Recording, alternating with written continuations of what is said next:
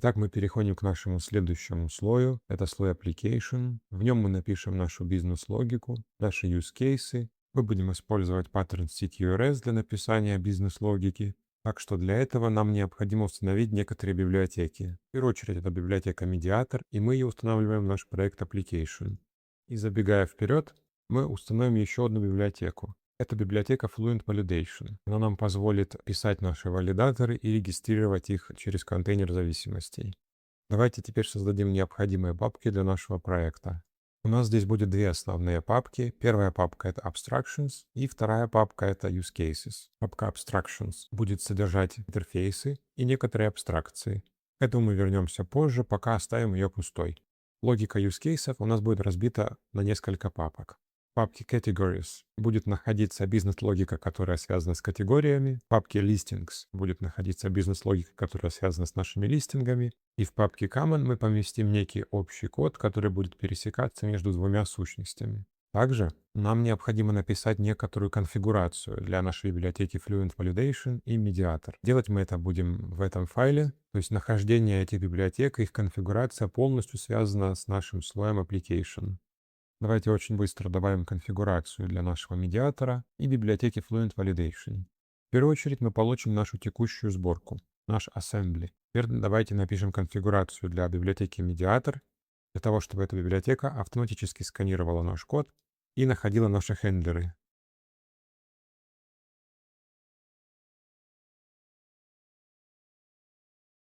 И также нам необходимо просканировать нашу сборку, чтобы автоматически зарегистрировать все классы, связанные с валидацией. Это будет необходимо для валидирования наших команд и запросов, которые будут приходить из слоя API, то есть из наших эндпоинтов.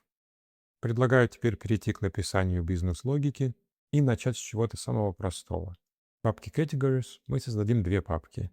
У нас будет папка Queries. В этой папке мы поместим бизнес-логику, которая будет отвечать только за чтение данных и ничего не будет менять в базе данных. И также у нас будет папка Commons. В ней мы поместим бизнес-логику, которая будет направлена на изменение данных. Такие же папки мы создадим в нашей папке Listings. Теперь давайте напишем что-то максимально простое. Давайте получим листинг по ID. Разумеется, это будет queries, потому что мы не вносим никакие изменения в нашу базу данных. Эта бизнес-логика будет направлена исключительно на получение данных. Итак, мы создадим отдельную папку. И в этой папке мы создадим два файла. Первый файл — это будет наш query. И служить он будет исключительно для связи презентационного слоя с нашим слоем application. Также мы напишем здесь handler. Давайте я открою их рядом. Также нам необходимо создать файл, который будет находиться в общей папке листингов, который будет называться listing response. И это также будет record. Он как раз будет служить для ответа нашего слоя application нашему презентационному слою. То есть это то, что мы будем возвращать во время запроса. Мы принимаем от нашего презентационного слоя наше query. Дальше при необходимости мы его валидируем, обрабатываем этот запрос в хендлере и отправляем обратно ответ в наш презентационный слой с помощью респонса. Listing response — это будет наш ответ, презентационный слой. Но чтобы все заработало корректно, нам нужно выполнить некоторые манипуляции, связанные с нашей библиотекой Mediator. В первую очередь мы должны пометить наш query. Это интерфейс из библиотеки Mediator говорит, что у этого запроса будет хендлер, который вернет listing response. И давайте сразу добавим, что этот запрос должен получить у нас listing ID. Итак, переходим к нашему хендлеру. Чтобы этот класс был по-настоящему защищен, он должен быть internal. Также с помощью библиотеки Mediator нам необходимо пометить, что это хендлер. И здесь мы должны указать наш запрос для нашего хендлера и то, что наш хендлер вернет, наш респонс. Это крайне важно, у нас здесь нет права на ошибку. Дальше нам необходимо определить специальный метод, который будет работать в нашем хендлере. Давайте закроем боковую панель. В этом методе мы поместим всю нашу бизнес-логику, которая будет связана с получением листингов по ID. Именно здесь мы будем обращаться к нашему репозиторию. Давайте добавим наш интерфейс. И обратите внимание, что мы здесь добавляем именно наш интерфейс iListing Repository. Класс Listing Repository мы не сможем здесь добавить, потому что он находится на слое выше, слое Infrastructure, в нашем проекте Persistence. То есть напрямую, если бы наш Listing Repository даже был публичным, мы бы не смогли к нему обратиться. потому что проект application ничего не знает о проекте persistence. В то время как о нашем интерфейсе iListing Repository он знает все, потому что он в слое domain. Давайте его откроем вот здесь. Также он мог бы располагаться в нашем слое application. Это тоже было бы отлично, в этом бы не было никакой проблемы. То есть это просто два разных подхода. Но мы здесь ни в коем случае не должны получить доступ напрямую к нашему репозиторию. Итак, давайте мы здесь напишем нашу базовую реализацию нашего хендлера. Окей. Мы вызываем наш репозиторий и вызываем его метод getById. Итак, чтобы по-настоящему закончить наш хендлер, нам нужно написать реализацию метода getById, нам нужно добавить исключение, и нам нужно написать специальный класс, который будет мапить listing в listing response. Нам ничего не помешает написать здесь реализацию нашего метода репозитория. Также мы обязательно добавим запись sNodeTracking. С помощью этого мы отключим отслеживание сущности Entity Framework, так как это чтение, нам трекинг ни к чему, и таким образом наш запрос будет выполняться намного быстрее. Но обратная его сторона такова, что полученный листинг таким образом мы уже не сможем редактировать и отправить его отредактированный в нашу базу данных. И давайте мы все же получим и закрытые листинги тоже. Так будет немного нагляднее. И запись first or default намного эффективнее, чем single or default, потому что Entity Framework не будет проверять всю таблицу. Как только он найдет первую запись с нашим ID, он сразу нам ее вернет. Это будет немного быстрее. Мы точно знаем, что эти ID будут уникальными, и у нас просто не будет никогда листингов с одинаковым ID. Поэтому мы ускорим запрос к базе данных таким образом. Также в нашем хендлере теперь мы должны обработать ошибку, если такого листинга в базе данных нет. Наш класс репозитория мы можем закрыть, он нам пока не понадобится. Давайте теперь напишем кастомную ошибку, которая будет отвечать за отсутствие нашего листинга. Перейдем для этого в наш проект domain. У нас здесь есть папка exceptions. Давайте создадим кастомную ошибку. Как мы уже с вами обсуждали, эти ошибки также могут находиться в слое application. Какой-то глобальной разницы в этом нет. Но мне приятно держать ошибки, которые связаны с нашим entity, где-то рядом. Мы унаследуемся от нашей базовой ошибки, которую мы создали ранее.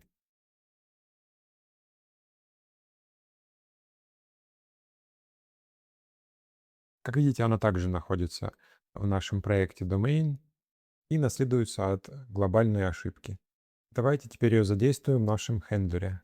Если наш листинг не найден, мы вернем эту ошибку и передадим ID, которое пришло от нашего презентационного слоя. То есть, когда сработает эта ошибка, наш презентационный слой вернет ошибку 404 и некое сообщение, которое мы поместили в классе listing not found exception. И последнее, что нам осталось для того, чтобы наш хендлер выглядел законченным, нам нужно написать маппер, который переформатирует наш листинг в listing response, для того, чтобы наш пользователь не получал всю сущность, то есть весь листинг, а получил только те данные, которые мы хотим ему предоставить. И для этого давайте мы напишем наш record listing response. Для этого мы откроем листинг.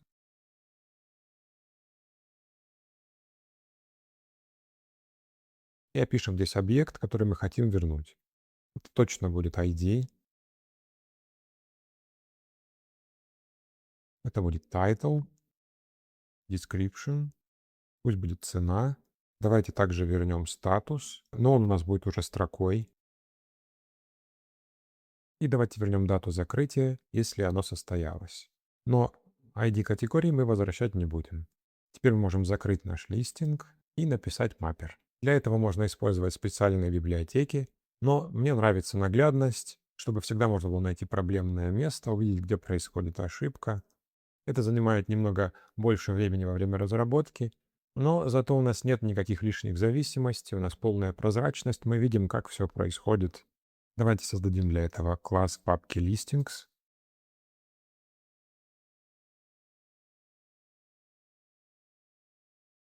Это будет статический класс. И давайте здесь напишем метод, который назовем toListingResponse. Он будет статическим. Вернет он у нас listingResponse.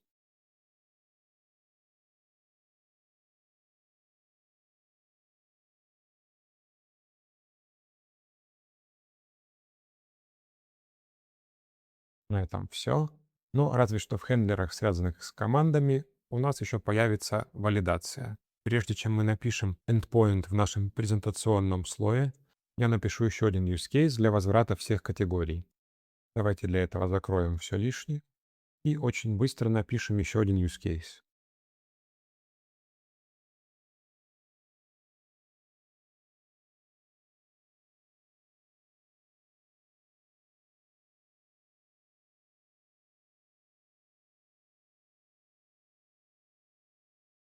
Так, давайте начнем с category response. Опишем то, что мы будем возвращать из нашего хендлера.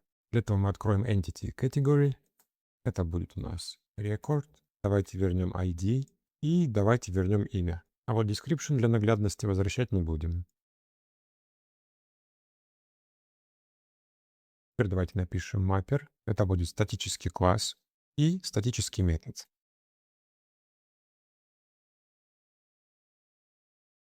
Теперь мы можем закрыть наш mapper, закрыть нашу категорию и приступить к написанию хендлера. Итак, давайте пометим наш query. Мы говорим, что у нашего query будет handler, который вернет это значение. Он вернет список, который в себе будет содержать значение такого типа category response.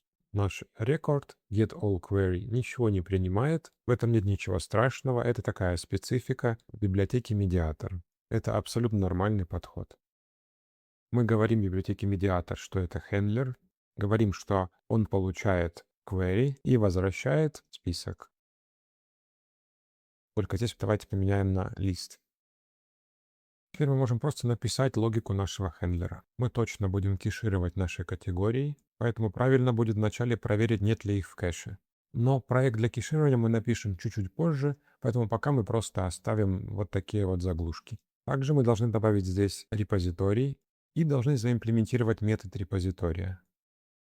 Это проект Persistence, и у нас здесь есть метод getAll. Давайте его напишем. Он также для ускорения запроса будет без трекинга. Мы ничего не меняем в базе данных, мы просто возвращаем результат пользователю.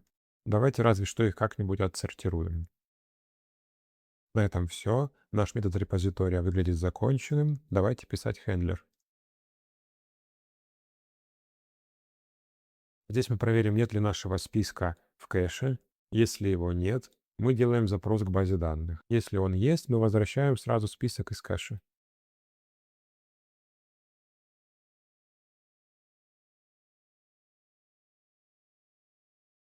И давайте мы прямо здесь сразу смапим наши записи.